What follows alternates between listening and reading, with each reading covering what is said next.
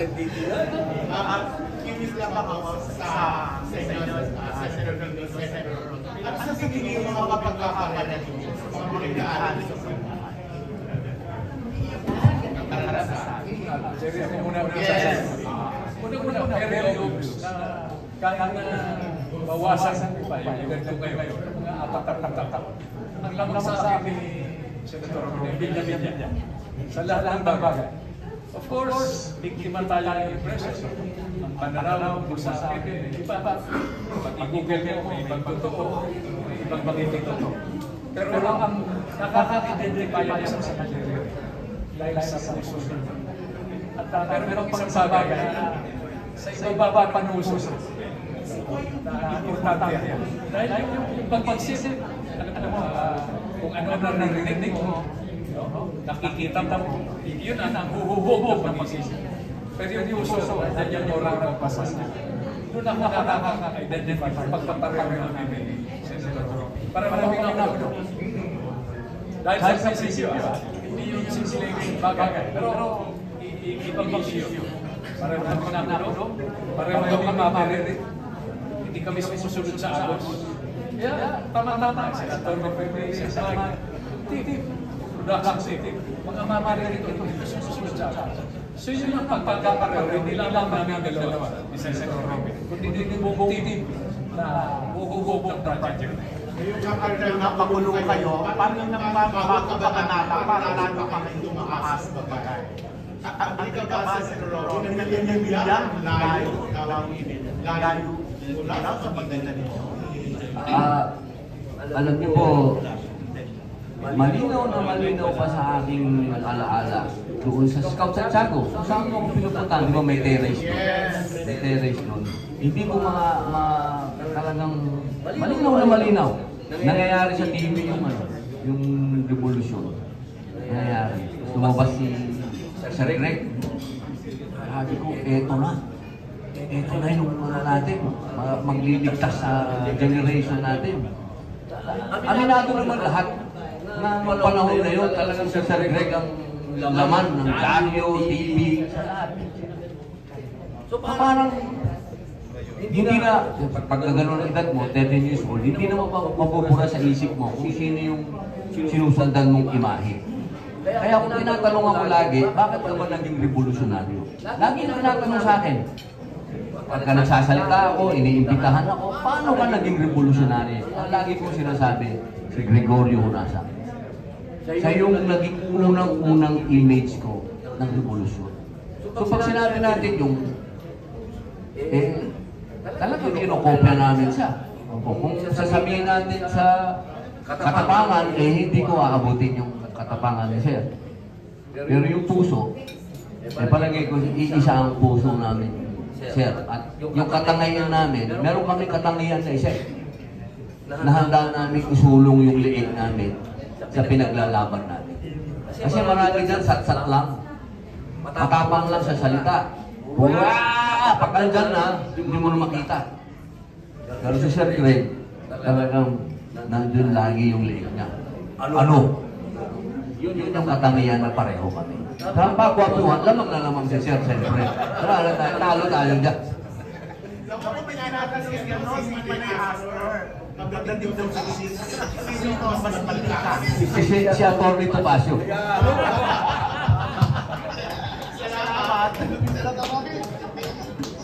Maraming salamat.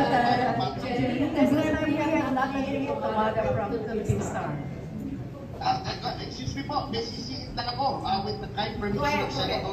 May objection si Sir. May objection ka ba? Napanggit na playboy siya. Go ahead, Attorney. Oo. Pasensya na Senator Robin. Napanggit nyo na rin yung mga tao na naninindigan, tinataya ang kanilang leeg. Meron isa dyan na tao na nasa staff nyo na ganyan din, si Atty. Philip Jurado. Nung yan ay nasa hepe ng Office of the Government Corporate Council, tinangka niya na i-reforma yung opisinang yon sapagkat yung mga tao puro katakot-takot ang nakukuhang mga benepisyo sa gobyerno na labis-labis pa sa unfair sa mga ordinaryong mga kawani ng gobyerno. Nasa 10 times, 20 times more. Eh yun po ay tinangka niya na baguhin at gawing makatuwiran yung mga sweldo ng mga tao roon. Ngunit siya, na-disgrasya, na-implica siya, at ultimately siya natanggal. Kaya palagay ko, we are of like mind there. Lahat tayo dyan, pati si Atty. Jurado, alam niyo po, dapat malaman niya na sa bayan ng Pilipino na he risked his reputation, his honor, and his career para magawa din ng reforma. Parang kayo ni Senator Greg, kayong tatlo, kasama si Atty. Jurado, ay talagang kailangan ng ating bayan yan. Thank you, attorney. Salamat po, Atty. Okay, go ahead, Natalie. Good afternoon po. My question is addressed sa creatives and perhaps kay Attorney Tapasio. Since this is a period field, di ba? Kasi i-recreate niyo yung what happened in 1986. So what can you promise us in terms of reenacting those events, production, saan tayo mag-shoot? You give us an idea. Actually, yun yung major challenge namin. Yung location. Kasi imagine yung EDSA, wala pang MRT noon, wala pang flyover. So yung mga kailangan namin consider. Tapos, yung mga damit, ng wardrobe, production design. So, malaking challenge. Po? Yes po. Gagamit din po kami ng CGI. May ganun din po. So, kaya medyo magastos po sa part na yun. Pero hanggat maaari po, gusto namin maging accurate. Yun po. And also, since fictionalize naman to story of obviously Senator Ringo, how much po yung percentage ng faithfulness ng script to his life story? Yes. Natalie, ilalagay ko lang sa context. Yung images, pwede may CGI, may technology naman. Pero ang punto rito, hindi pa natin napansin na sa kasaysayan natin, yung ginagawa natin, eleksyon, economic planning, security planning, paulit-ulit, pareho ang ginagawa natin. At umaasa sa tayo ng ibang resulta. Yun ang epekto ng sistema. At yun ang isa sa mga layunin ng biopic na ipakita sa taong bayan na tuwing may uusap sa tayo ng pasensya, people power tayo. O kudeta, yung bang gusto natin. Sino ang ibig ng sino ang ayaw ng pamayapa na hindi pagpapayan? Yun ang hinahangan natin. Na matuto yung audience natin, lalo na yung mga kabataan, na iwasan natin itong mga pagkakakamali nung nakaraan para hindi na maulit yung people power, yung revolusyon, yung kudeta. At magpayapa na tayo, magpaisa tayo. Yun ang one of the objectives. So, yung images, ulitin ko, importante yan for context. Pero yung lessons, yung aral, kailangan makakommunicate. Ulit tayo. Ang ganda pa naman itong Pilipinas. Napakaganda. Pinagpaalala ka tayo.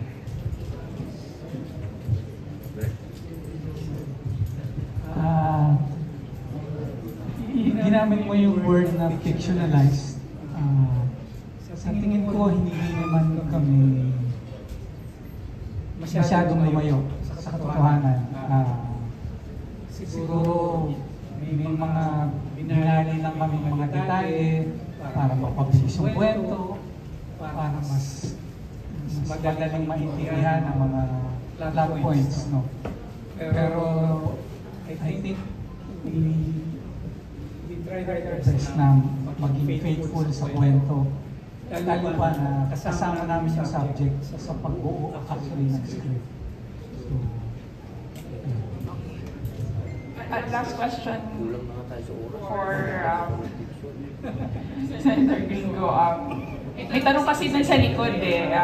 You're known as a fearless person talaga. So, ang question is, meron ka pa ba daw kinatatakutan? Actually, araw-araw ginawa ng Diyos natin sa tanong. Takot na sumablay dito. Sumablay sa personal ng buhay. Sumablay bilang pamilya, bilang mama, bilang lolo, Yun ang natatakot talaga. Dahil in that means na lahat ng ginawa ko ay mali. Kung hindi ako yung kinakatipat yun ng Duterte. Sabihin na, kaya hindi naman siya sa Rory. Di ba? Marami kami kakulangan. Hindi kami perfect. Pero hindi mo matatawaran ng pagpapahalaga sa isa. Kaya na desisyon yung ilang yun ng Pilipino, nagawin siyang number 1 senador. Yun ang prueba niya. Yung sasabihin mo, yung bumuto ko sa Senador Robin, siguro hindi lang alam na yan. Always underestimate yung kakayahan ng sambayanan. Hindi sila makapagsalita ng King's English, hindi sila articulate. Wala silang media alam dito. Pero maniwala kayo sa akin, kumakain sa basura. Pag tinanong mo yun, ano tingin mo sa West Philippine Sea? Baka sagutin ka, pwede ba iba na lang tanongin mo? Kumakain kami. Ano yung sasasagot? Pero pag tinanong mo, ano palagay mo sa isyong ito? Basta, ayaw ko niya, gusto ko niya. Ano yung sasagot? Alam nila ang nangyayari. Ako, wala lang sa 17 years as a soldier, 7 years as a rebelde, 21 years as a senador, 2.5 years as a secretary. Medyo kapisasado ko na yung naglamin yung naakit at ang nangaakit. So, I know what's happening. Thank you. Kinonsult niyo po yung wife niyo? Pag say yes dito, kinonsult niyo po yung wife niyo? Hindi. Mapayari. Ang mundo ng Diyos umiikot sa labing limang katawan. 5 anak, 5 in-laws, 5 ako, 15 yun. Pag umuwi ako ng umaga sa 16, pag trinenden mo, pinagbantaan mo yung 15 tao yun, kalalaman ka na. Ibang klase yung mga isis natin. Maniwala kayo. Thank you.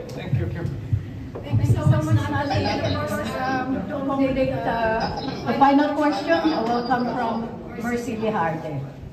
Mercy?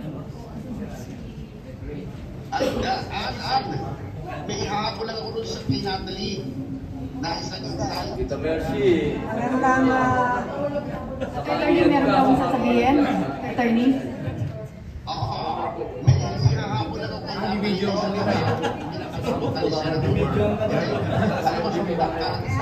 Okay. Sandali. Mercy, sandali. Nagsasalita pa si attorney. Attorney, go ahead.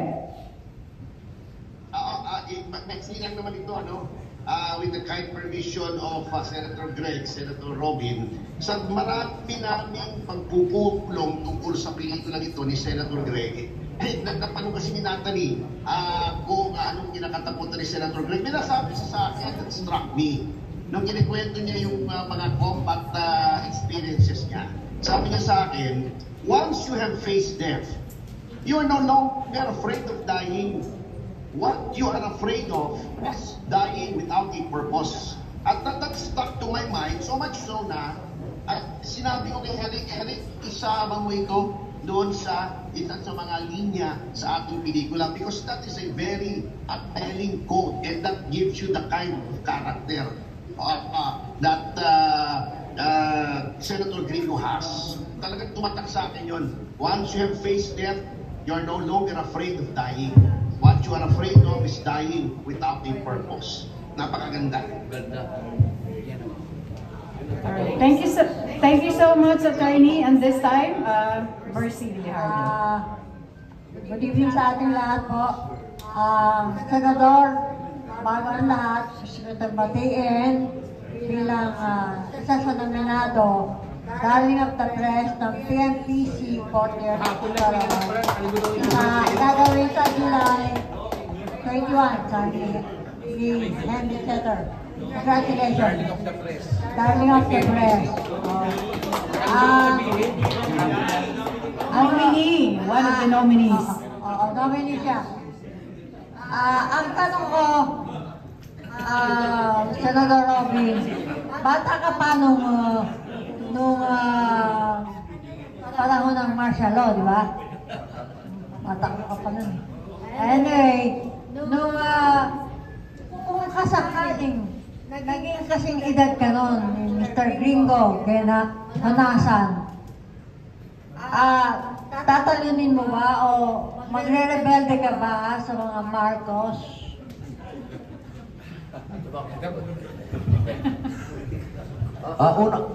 Unang-una po, Tita Mercy. Tita Mercy, kasama ko din sa Big Brother house niya. Laban ko na. Yung kakadiscover sa akin ni Dico, siya ang unang-unang nakakita sa akin sa Baguio. Ganun po kalalim ang aming pasasama. 11 years old ako. Nung una nila ako nakita. Siguro si Tita noon, mga 50 years. Tita, ganito po yun, ano? Naniniwala po ako hanggang sa ngayon. Ang revolution po, hindi naman against kay Marcos. Kahit kailan hindi naman naging against kay Marcos. Against dun sa sistema. Yung sistema ang naging problema. At sigurado po, kung ako ay kaedad ni Sir Gringo, sigurado kasama ako doon. Sigurado po kasama ako doon. Dahil pagkatapos po noon ng ilang taon, sumama na po ako sa RAM. Yun po yung masasabi ko na hanggang sa mga oras na to, hindi naman po nagbabago eh. Nandyan naman po yan eh. Yung sistema ang kinakalaban po natin. Kahit po ngayon, hanggang ngayon, ako po ngayon ay nasa Senado, ang kinakalaban po natin, yung mga tradisyon, yung mga wala naman sa rules ito ng Senate, bakit natin ginagawa yan? Yung mga ganun po ba? Yung sistema talaga ang problema. Kung sa ngayon, okay ba? Isa pa. Bago yung second question nyo, dadagdagan ko lang din sinabi. Sige po. Kaya kami buhay pa sa gitna nung daming pinagdaanan namin. Dahil sa mga katulad ninyo. Kung wala kayo, hindi namin pinakilala. Tingin mo magsisip kami na pagrevolusyon, pagrebelde. So kayo yung sisintry po namin. At nakararami ninyo. Wala naman kayong meeting ganito. Wala naman kayong press ko. Pero nandang kayo palagi sa likod namin. Takinit, tagulan, pinitan, kasayahan, pamili, lungkot, iyakan. Nandang kayo palagi. Yung sisintry po namin. Kaya yung tagtag sa kanya, kahit na magbebe kami, magrevolusyon, basta nandiyan kayo, buulo namin. Talagang nasa likod nyo kami. Ngayon, ang pangalawang tanong ko, kasi gusto tayong atakihin ng mga komunistang China. Kayo ba, meron ba kayong gagawin o magre-rebelde din ba kayo o lalaban pa kayo? Huwag mo kayong matatapos dyan sa bansa sa atin. Pormahan lang yan. Asasin tayo. Ipasok nila pa nila rito. Dito sa bawat isinita sa Pasig. Diba? Doon namin sila ito. Huwag kayo mag-alala. Tinatanong ako, yung Pilipinas mas mainit po. May army pa kayo. Sabi ko, wala. Paano yung Pilipinas? Army yan. Bawat isa sa atin. Upo talaga. Huwag kayo mag-upo. Meron na daw atomic bomb saka na sa West Avenue. West Philippine Sea pala. Sasama sila. Ay, grabe, ano masasabi mo doon? Kung ano po yung sinabi ni Sir Greg, katulad po ng kanina ko po inuulit-ulit, ako po ay tagasunod ni Sir Greg. Pag dumating po yung inevitable na yan, umasa po kayo na nasa tabi ako ni Sir Greg. Okay. Maraming po salamat po inyo lahat. Good luck. Maraming salamat. Kita to. Maraming salamat, Mercy. Thank you so much, Mercy. May pahabol lang dito si Attorney Topacio. Pinababasa sa akin. You have to announce that Mercy is one of the original editors of La Solidaridad.